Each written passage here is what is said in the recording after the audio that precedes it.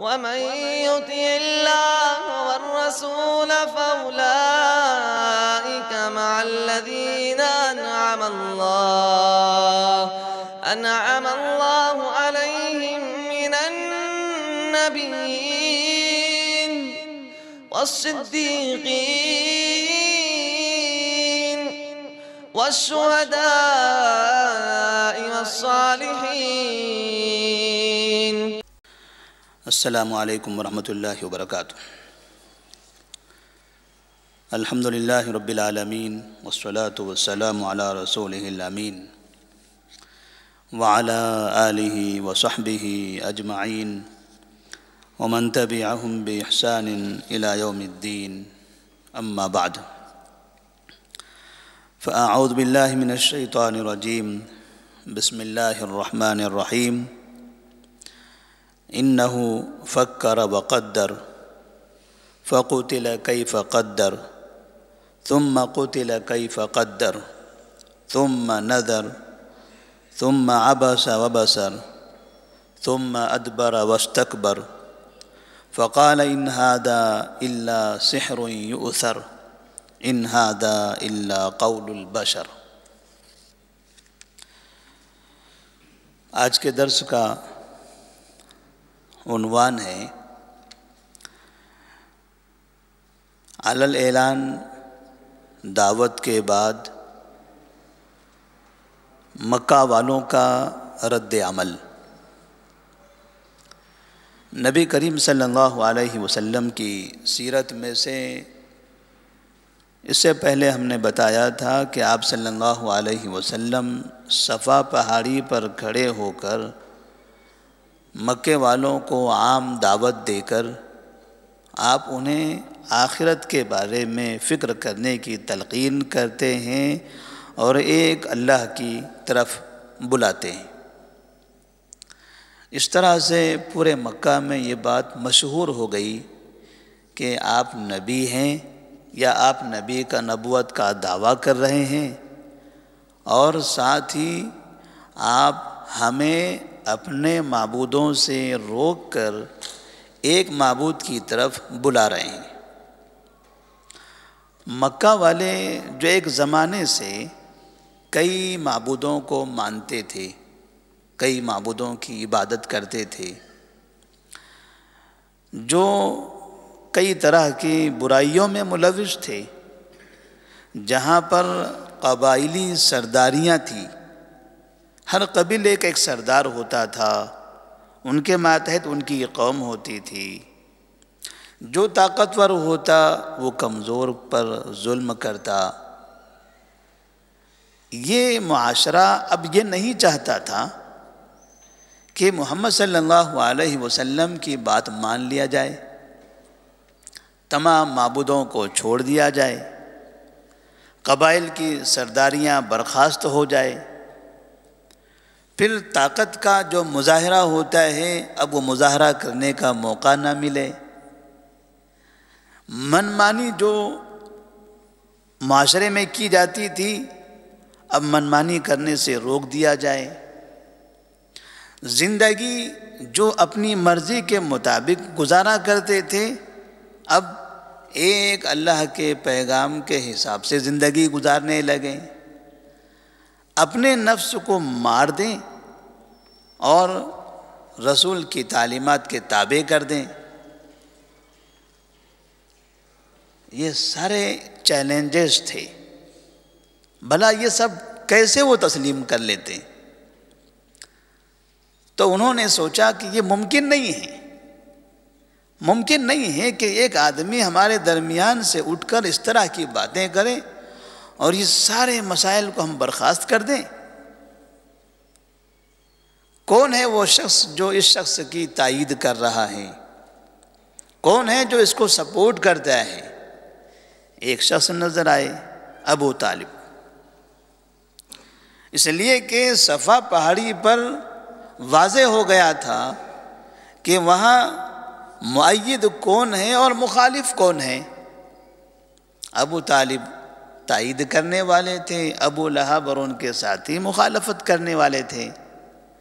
لہذا مکہ کے چند ذمہ داران، بزرگ افراد، بڑے افراد، حسب و نسب والے، مال و دولت والے، کرسی والے، ایسے جمع ہو کر ابو طالب کے دربار میں حاضر ہوتے ہیں اور ابو طالب سے کہتے ہیں کہ آپ کا جو بھتیجا ہے یہ ہمارے معبودوں کو برا کہتا ہے،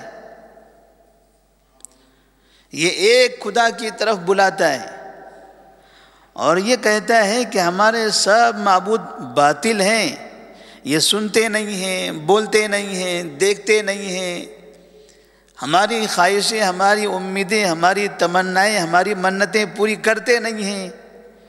یہ ان کی شان میں گستاخی ہے۔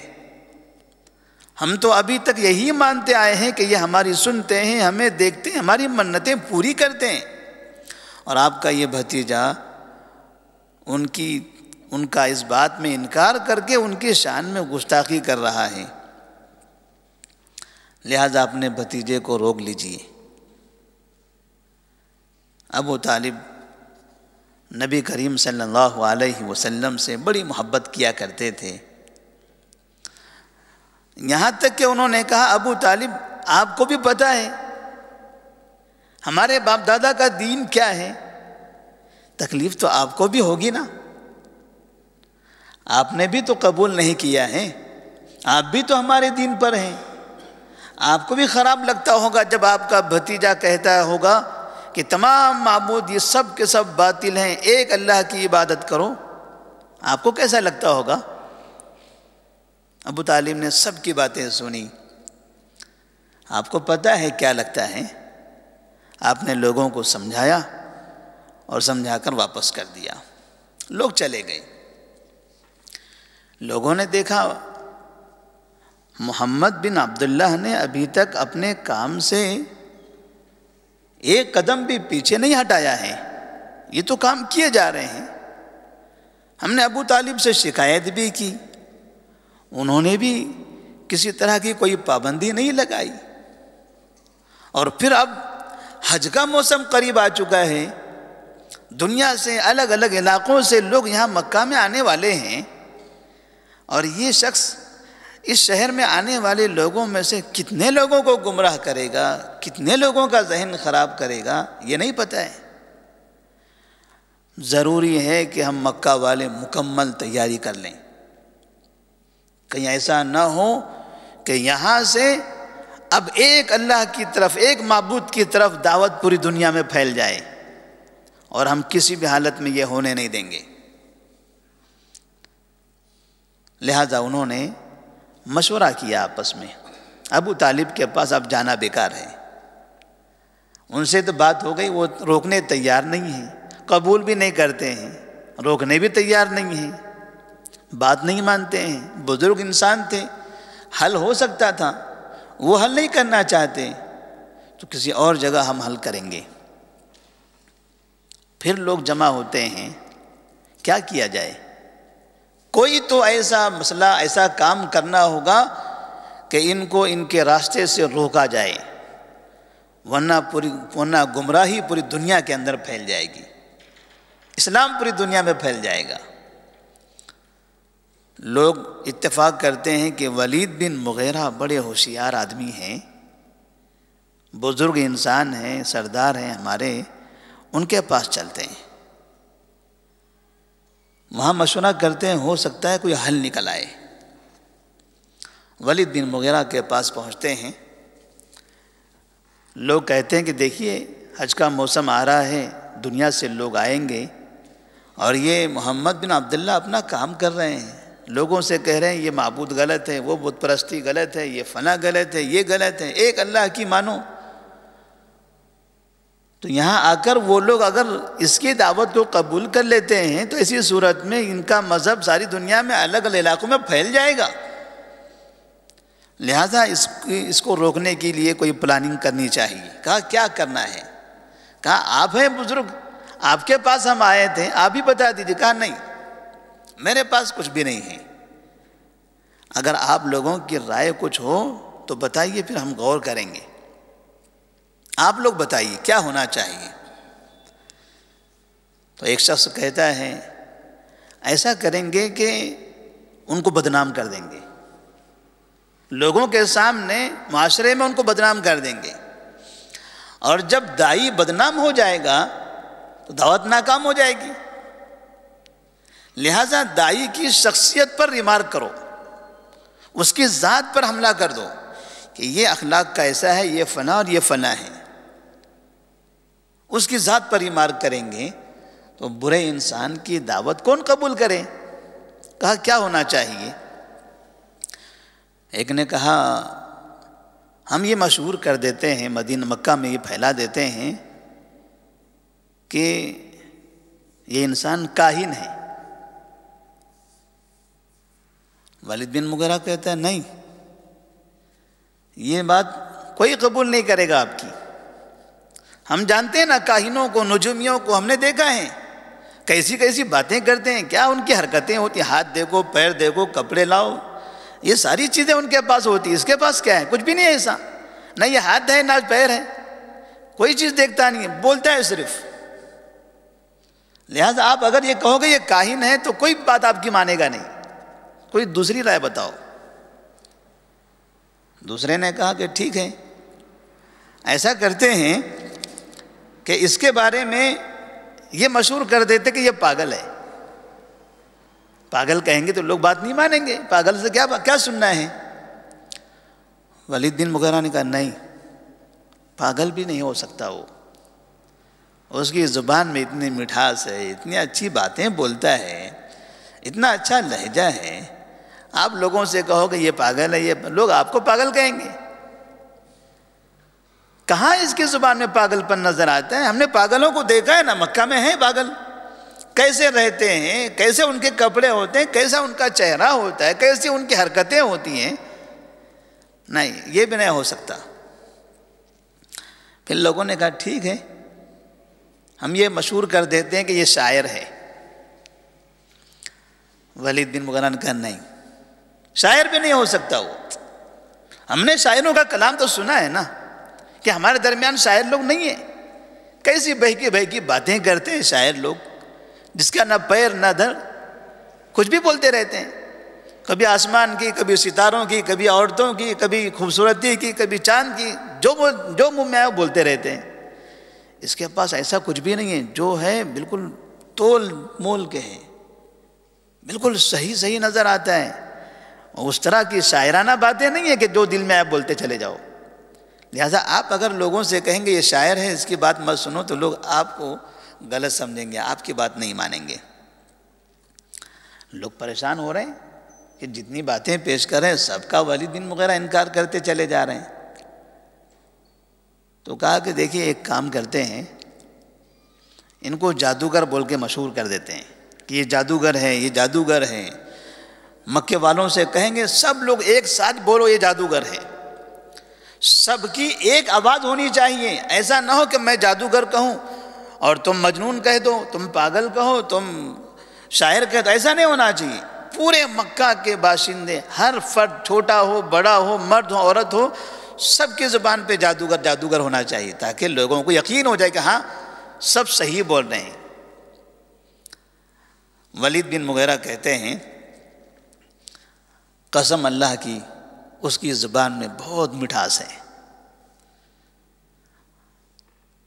زبان کلمات کی جڑ مضبوط ہے، اس کی شاخیں پھلدار ہیں۔ وما انتم بقائلین من هذا شيئا الا عرف انه باطل، تم چاہے جو کہہ لو،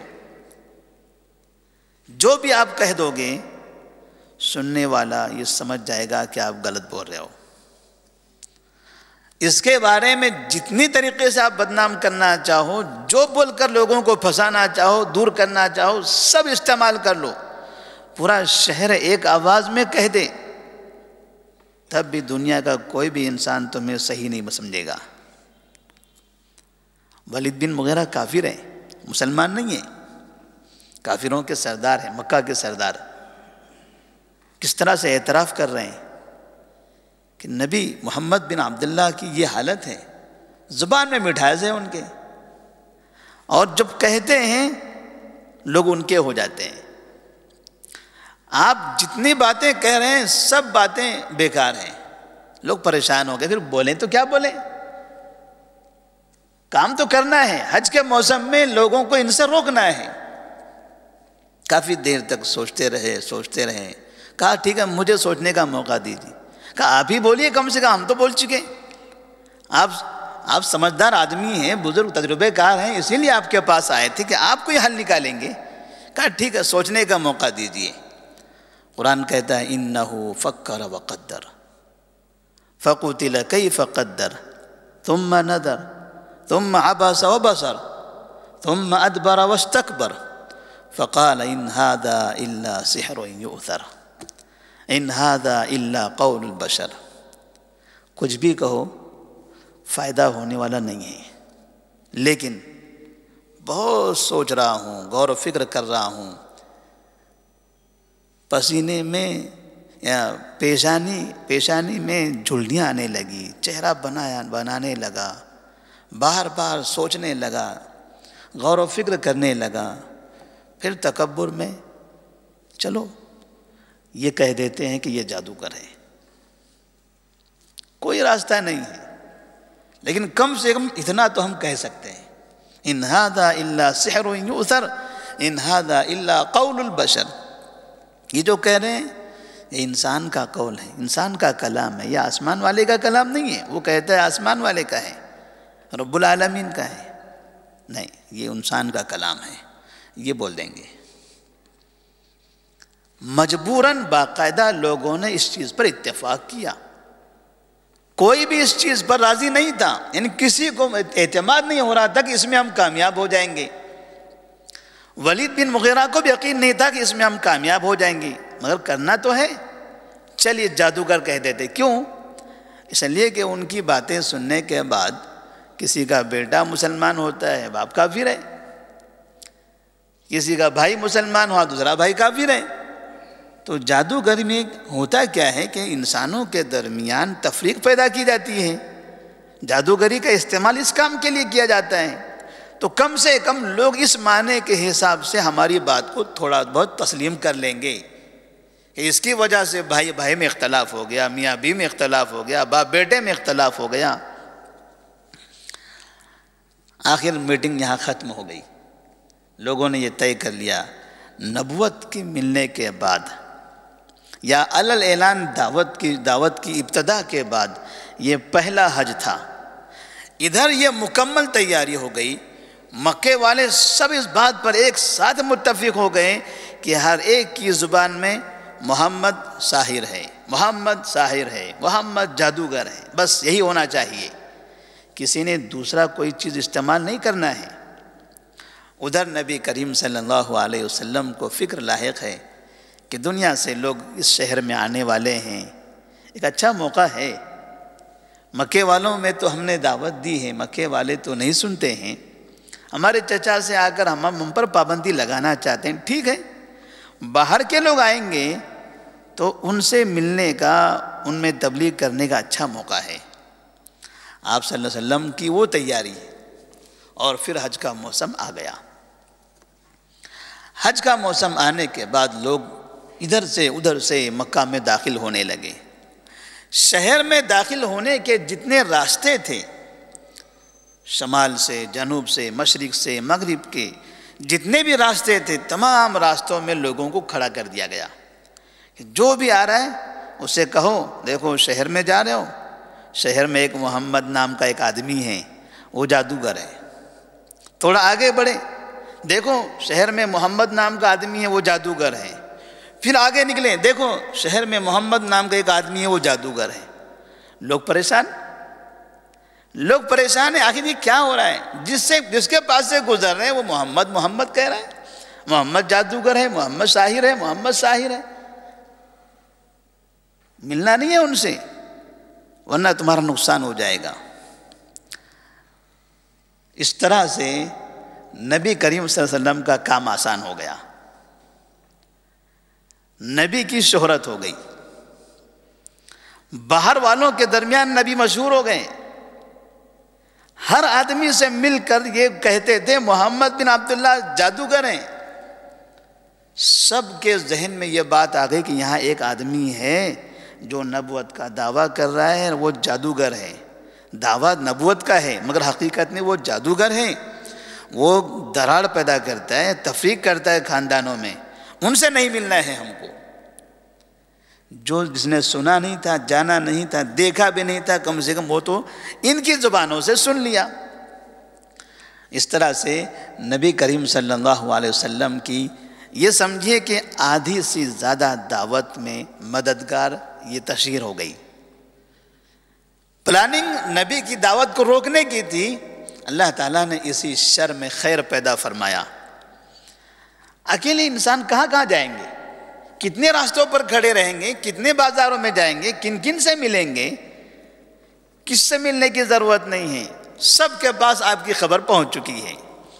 اب جس کو آخرت کی فکر ہوگی، جس کے دل میں درد ہوگا، جس کو حق کی تلاش ہوگی، جو بہت زیادہ ہوشیار خود کو سمجھے گا، وہ برابر آپ کے پاس آئے گا. میں بہت ہوشیار ہوں، میں دیکھتا ہوں کیسے جادو کرتے ہیں میرے اوپر، آئیے. ایسے بھی بہت سے لوگ گئے نبی کے پاس. میں کوئی پاگل واگل نہیں ہوں، میں اتنا کمزور نہیں ہوں کہ ایک جادوگر مجھ سے میرے سامنے بات کرے، جادو کر کے مجھے برباد کر دے. ہم بھی بڑے ہیں، ہم بھی بڑے بڑے لوگوں کو ہم نے دیکھا ہے. چلیے جاتے ہیں. جائے، چلے گئے. لا الہ الا اللہ محمد رسول اللہ.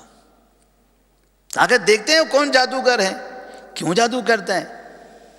جھوٹ تو نہیں بولتے ہوں گے یہ لوگ. چلیے بات تو سن لیتے ہیں. پھر جاتے ہیں. لا الہ الا اللہ محمد رسول اللہ. دور رہ گئے، نہیں جانا ہے اس کے پاس، نہیں جانا ہے، نہیں جانا ہے. گاؤں میں گئے، وہاں جا کر پورے گاؤں میں پھیلا دیا مکہ میں ایک محمد ہے، وہ جادوگر ہے. گاؤں کے دوسرے لوگ آ گئے، کون ہے یہ محمد جادوگر، چلیے ان سے مل لیتے ہیں. نبی کریم صلی اللہ علیہ وسلم کی دعوت کو اللہ تعالیٰ نے اتنا آسانی سے عام کر دیا کہ جو کام آپ کو کرنا چاہیے تھا غلط طریقے سے ہی صحیح، انہوں نے اس طریقے سے مشہور کیا تھا، لیکن اس سے آپ کا فائدہ ہو گیا. آپ نے واقعہ سنا ہے نا، صہیب رومی رضی اللہ تعالیٰ عنہ مکہ میں داخل ہوئے، کانوں میں روئی بھر کر آ گئے. اسی وجہ سے جن کے پاس جا رہے ہیں جادوگر ہے، نہیں جانا وہاں پر، وہاں جادو ہے، نہیں جانا ان کے پاس، نہیں ملنا ان سے. ٹھیک ہے، کہیں سے بھی آواز آ سکتی ہے، کہیں بھی پڑھ سکتا ہے وہ. نہیں، مجھ پر جادو نہیں ہونا چاہیے، میں کہانی بند کر لیتا ہوں. روئی رکھ لیا انہوں نے. مکہ میں داخل ہو گئے، کعبے کے پاس دیکھ رہے ہیں، جس کے بارے میں لوگ کہہ رہے تھے آخر وہ کہاں ہے، کون ہوگا وہ، دیکھ تو لیتے کم سے کم. اتنا برا انسان، جس کو دیکھو سب اسی کا ذکر کر رہا ہے. کیسی شکل ہے اس کی، کون ہے وہ انسان؟ وہ سامنے ہے، اور نماز پڑھ رہا ہے، قرآن کی تلاوت کر رہا ہے. کہا جادو کر رہا ہے. چلیے سن کے دیکھ لیتا ہوں، اتنا کون سا کمال ہے اس کے جادو میں کہ میرے اوپر، میں جیسا آدمی میرے اوپر جادو ہو جائے. کان کی روئی نکالی، نبی کلام پڑھ رہے، قرآن مجید کی تلاوت کر رہے تھے. جیسے قرآن مجید ان کے کان سے سینے میں داخل ہوا، لا الہ الا اللہ محمد رسول اللہ. اللہ تبارک و تعالیٰ نے اس طرح سے آپ کی دعوت کو کامیاب فرمایا. ایک واقعہ یاد آ رہا ہے، شاید وقت زیادہ ہو گیا. 98 اور 99 کی غالباً بات ہے. ہمارے اس ملک کے اندر جمعیت علماء ہند کے ایک صدر ہوا کرتے تھے، جن کا انتقال ہو گیا. ان کے ایک بھائی اور بیٹے ابھی موجود ہیں اس عہدے پر.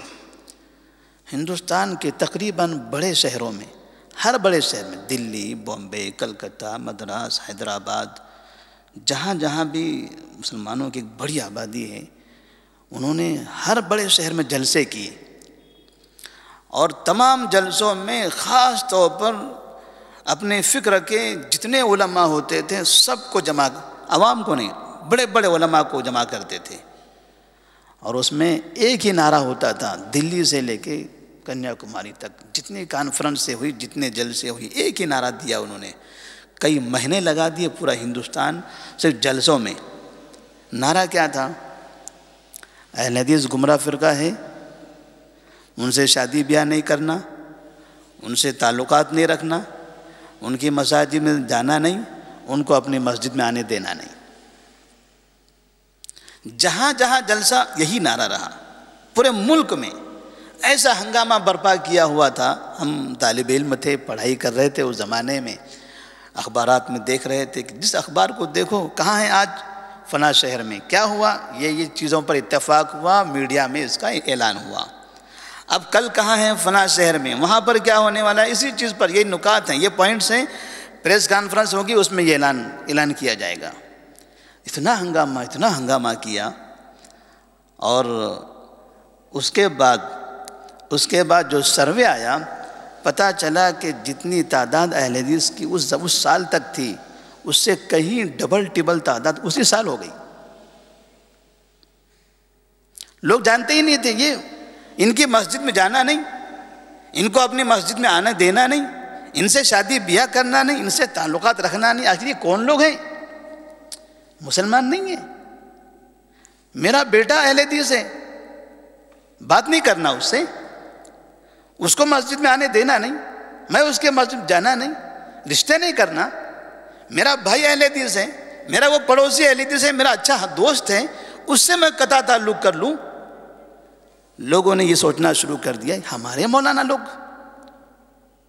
یہ اعلان کر رہے ہیں قطع تعلق کر لو، مسجد میں آنے مت دو، ان کی مسجد میں جاؤ مت، شادی بیاہ مت کرو، رشتے مت کرو۔ اور اس سال کئی رشتے توڑ دیے گئے باقاعدہ اس بیانات کی وجہ سے۔ ملک میں کئی جگہوں پر لڑکا اہل حدیث ہے، لڑکی دوسرے مسلک کی، ان کے رشتے ٹوٹے، لڑکی حنفی ہے، لڑکا اہل حدیث ہے، وہاں ٹوٹے، دونوں طریقے سے کئی جگہوں پر رشتے توڑ دیے گئے۔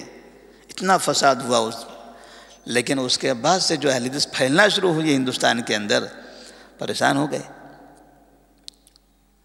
تو کبھی کبھار جھوٹ جب کثرت سے بولا جاتا ہے تو مومن کے لیے فائدہ ہی ہوتا ہے، اس کے پیچھے اللہ تعالیٰ اس کے پیچھے خیر چھپا کر رکھتا ہے۔ نبی کریم صلی اللہ علیہ وسلم کی اتنی بڑی کامیابی ہوئی کہ کم وقت میں مکہ ہی نہیں، مکہ سے اطراف میں تقریباً شہروں میں آپ کا چرچا ہونے لگا۔ ابو ذر غفاری دور سے آ رہے ہیں، صہیب رومی روم سے آ رہے ہیں، کوئی دیکھو کوئی مدینہ سے آ رہا ہے، کوئی ملک شام سے آ رہا ہے، کوئی یمن سے آ رہا ہے۔ یمن سے آنے والے کہاں نبی یمن گئے تھے؟ نہیں گئے۔ ملک شام سے آنے والے نبی کبھی ملک شام گئے نبوت کے بعد؟ نہیں گئے۔ روم سے آنے والے نبی روم گئے؟ نہیں گئے، وہ خود آئے، ان کی تشہیر کی وجہ سے آئے۔ دیکھتے ہیں آخر کہتے کیا ہیں یہ۔ نبی کریم صلی اللہ علیہ وسلم جب حاجی آئے حج کرنے کے لیے، بازار بھی لگتا تھا جیسے آج بھی ہوتا ہے، حج میں بہت سی چیزیں کھانے پینے کے لوگ خریدتے ہیں تو بازار بھی ہوتے ہیں۔ اس وقت بھی بازار ہوا کرتا تھا عکاظ نام کا، وہ بازاروں میں جانے لگے، ایک ایک آدمی سے ملاقات کرتے تھے، اور پیچھے پیچھے ابو لہب لگا ہوا ہوتا تھا۔ جہاں جائیں گے وہاں جا کر دیکھو یہ جھوٹا ہے، لا تطیعوہ فإنہ صابئ کذاب، اس کی بات نہیں ماننا، یہ بے دین ہے، جھوٹا ہے، یہ بے دین ہے، جھوٹا ہے۔ ابو لہب نبی جہاں جا رہے ہیں، جن سے ملاقات کر رہے ہیں، اکیلا نہیں چھوڑنا چاہتا ہے نبی کو، وہ گھر سے نکلتے ہی ساتھ میں ہیں۔ کہاں گئے؟ وہ بازار میں، چلیے پیچھے، کس سے بات کر رہے ہیں؟ وہیں کھڑا ہو گیا، نبی نے بات کی، بات مکمل ہو گئی، دیکھو یہ جو باتیں کہا یہ سب جھوٹی باتیں ہیں، لا تطیعوہ فإنہ صابئ کذاب۔ ابو لہب نے اس طرح سے پیچھا کیا نبی کریم صلی اللہ علیہ وسلم کا، یعنی جیسے ممکن ہو سکا نبی کے مقابلے میں ابو لہب بڑی عمر کے تھے، چچا کے درجے پر ہیں، مگر انہوں نے نبی کی دعوت کو روکنے کے لیے اتنی محنت کی۔ اللہ تبارک و تعالیٰ نے ان کے بارے میں مکمل سورہ نازل فرمائی ہے۔ اتنی محنتیں سب رائے گاہ ہو گئی۔ چند سالوں کے بعد دیکھتے دیکھتے مکہ پورا مسلمانوں کا ہو گیا، مدینہ مسلمانوں کا ہو گیا، طائف مسلمانوں کا ہو گیا، شام کی آبادی اکثر مسلمانوں کی ہو گئی، اور دیکھتے پھر آج ہم دنیا کا حال دیکھ رہے ہیں۔ نبی کریم صلی اللہ علیہ وسلم، اس لیے نبی نے فرمایا تھا من صلی علیہ واحدۃ صلی اللہ علیہ عشرہ، اللہ تبارک و تعالیٰ کا انعام دیکھیے، ایک مرتبہ درود پڑھیے میرے اوپر، اللہ آپ پر 10 مرتبہ رحمت نازل فرمائے گا۔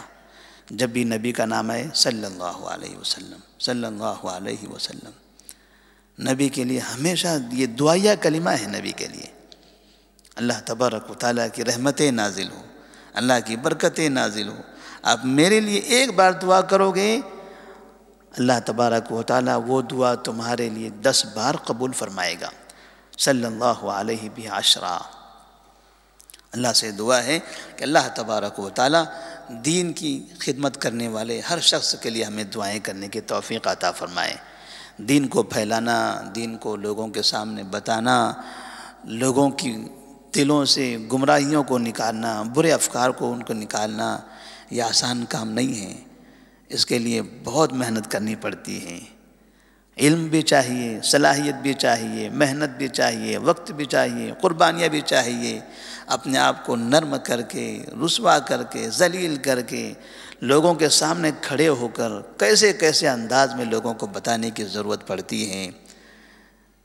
تو ایسے لوگ جو دنیا کے اندر واقعتاً نبی کے وارثین ہیں، نبی نے جس طرح سے دعوت دی ہے اور جو ان کے نقش قدم پر چل رہے ہیں، ہم اللہ سے ان سب کے لیے دعا کرتے ہیں کہ اللہ تبارک و تعالیٰ ان تمام کو اپنی دعوت میں کامیابی عطا فرمائے، انہیں دعوت کے راستے میں آنے والے مصائب پر صبر کرنے کی توفیق عطا فرمائے، انہیں آخرت میں بہتر سے بہتر بدلہ عطا فرمائے۔ السلام علیکم ورحمۃ اللہ وبرکاتہ۔